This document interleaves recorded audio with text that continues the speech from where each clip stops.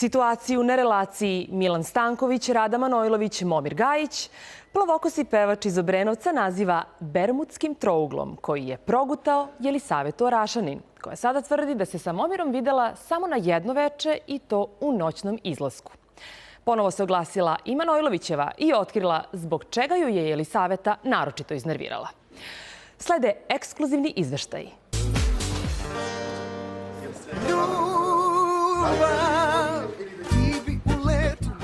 Pri susretu sa Milanom Stankovićem, popularni pevač nam se požalio na svoj loš bioritam. Poremećen.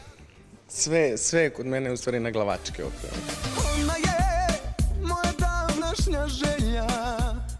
Kaže da ni malo nije lako opstati u medijskom trouglu koji čine Rada, njen bivši momak Momir i on, a kojem se nedavno pridružila i navodna Momirova nova devojka glumica Jelisaveta Orašanin.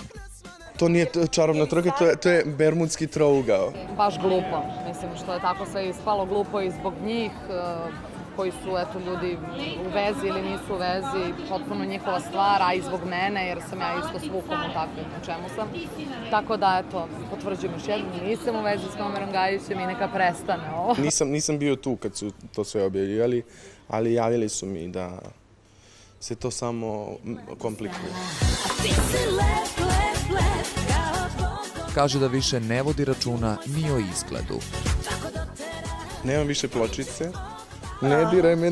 Da si žensko, pitali bi se novinari. Nemam više pločice, dobio sam obraze. Ne odozdo, nikako. Donji rakus za moju glavu, nikad.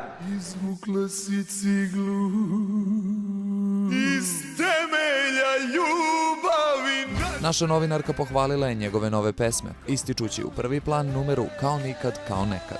Dođi mi juče, dođi pres.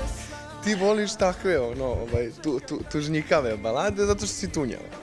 Ali, kako se ali neke, na primjer, normalne devojke, za razliku od tebe, one vole nešto protiv ljubavi, znaš. Sve moje slabe tačke, znaš. A to je nepristojna ponuda. Posle nastupa u Nemačkoj i Švajcarskoj, mlada zvezda će ovog petka zapevati u klubu Gaučosi u Beogradu.